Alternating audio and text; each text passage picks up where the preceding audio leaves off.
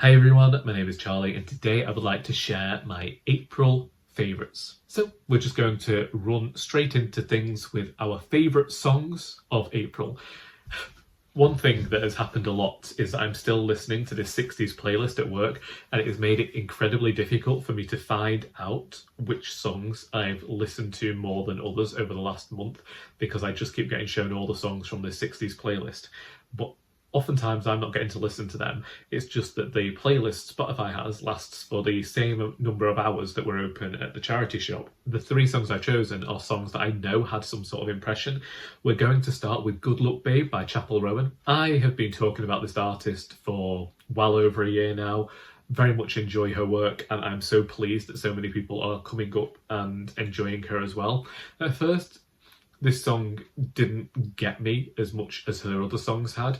And then I kept hearing it, and the more I listened, the more I began to enjoy it. And I do very much enjoy the chorus, and I enjoy the way that the song ends. I really enjoy the outro, and overall I think that it's a fantastic song, and I'm really enjoying watching this artist's trajectory. The next is a song that I toyed with not putting on here. Well, there are two songs I toyed with not putting on here, and one of them ultimately didn't make it because it's such a huge, popular TikTok song. I didn't know that at the time when it just appeared on Spotify, and then everyone's talking about this. But the song that I'm mentioning next is Small Town Scandal by Zalita, just because of a line in the bridge, really, that could be seen as a little bit crude, but I just find it humorous. And finally, for songs, we have Pillow in My Arms by Griff. Again, this is another artist who seems to become incredibly popular in England. I came to them quite late and have since gone on to listen to more and more of their works. And I just like this song. I don't know what it is about it. It's probably the bit just after the chorus.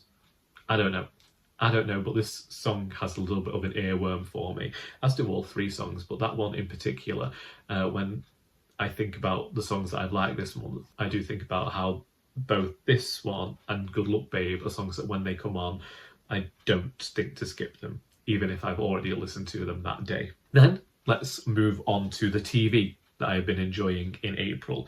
So once again, we have Modern Family. I am now up to series 7. I'm still watching about 3 episodes every day, but if something gets in the way of that, I might skip some days of viewing it. I think that I'm definitely going to finish watching this either before June or during June, and then I'm going to be looking for something new to watch. I don't know what yet. I know Drag Race All Stars 9 will be starting, but that ain't going to be there every day of the week like Modern Family has been. Then Mandy Series 3. My goodness. I watched 2 episodes and I decided I was going to watch the next few over however long. That didn't happen. I watched 2 episodes, then decided that I would watch some more. So I watched another 2 episodes. And then when I came home from a walk with Sally, I watched some more episodes. And before I knew it, I'd finished watching the series. Mandy is a show in which the protagonist usually gets a new job and we see her hijinks. It's completely surreal sometimes, out there. And I don't know why this style of comedy appeals to me. It's not usually something I would watch, but there's something about this show that I just really like. There was a specific scene with blow darts and children. There was a scene where she started getting plagued by an evil spirit of Alex Hurricane Higgins, the snooker player, and a medium, and I just really enjoyed it. And finally, for television that I watched in April, we have classic Doctor Who. I went back and decided that I was going to watch Jon Pertwee's second series, which is the first series in which we see Jo Grant.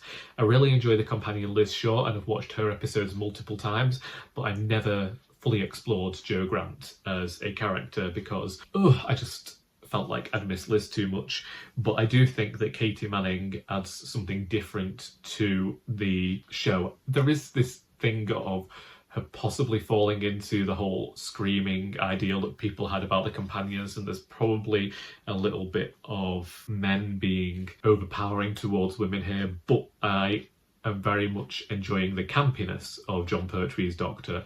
The introduction of the Master and the way that they are battling with one another, I enjoy that within the mind of evil we have a little bit of a spy story there. We have the prison complex, and it feels a bit more of a darker territory, even though it is completely out there in terms of themes, in terms of ideas. Like, it feels like nothing here makes any sense, but it's just the way that the actors play it that I am particularly enjoying in terms of that story.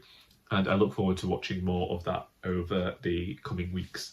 Maybe that's what I'll do when I've lost Modern Family, just dedicate myself to watching classic Doctor Who, because New Who will be here as well. And then finally, we have my favourite books of April. We have another Elizabeth Taylor with A View of the Harbour.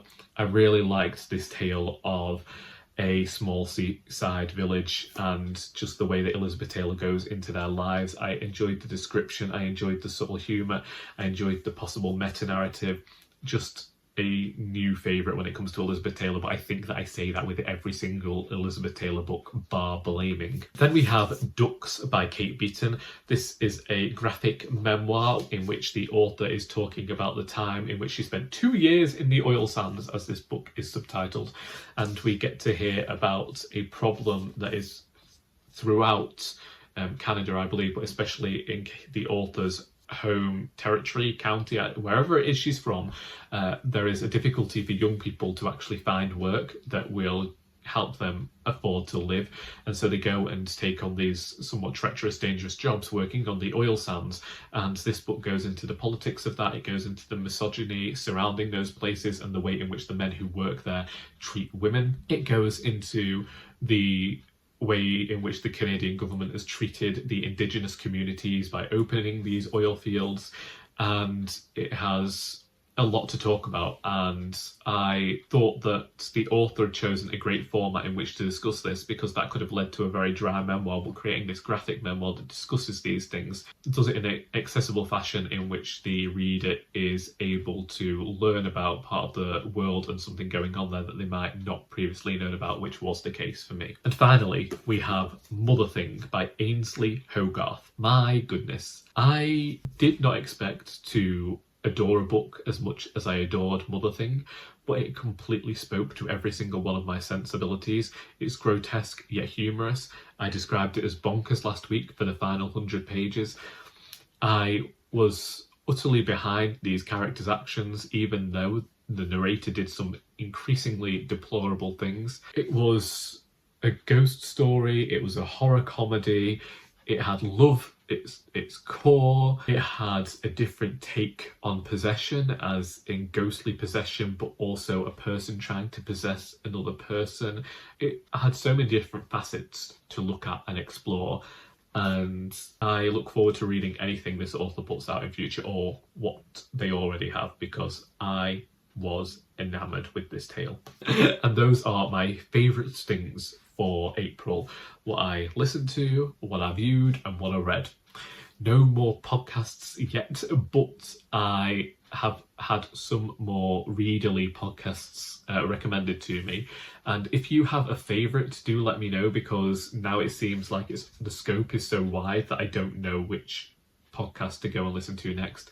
I'm still thoroughly enjoying Books Unbound, and I keep returning to that again and again and again, but I'm sure there must be more for me to listen to and enjoy. So let me know, if you listen to any bookish podcasts, what you would recommend. Indeed, what have been some of your favourites of April? Your songs, your television, your movies even. I've not watched a single movie this last month. I keep meaning to do that, and I haven't done it. That's me.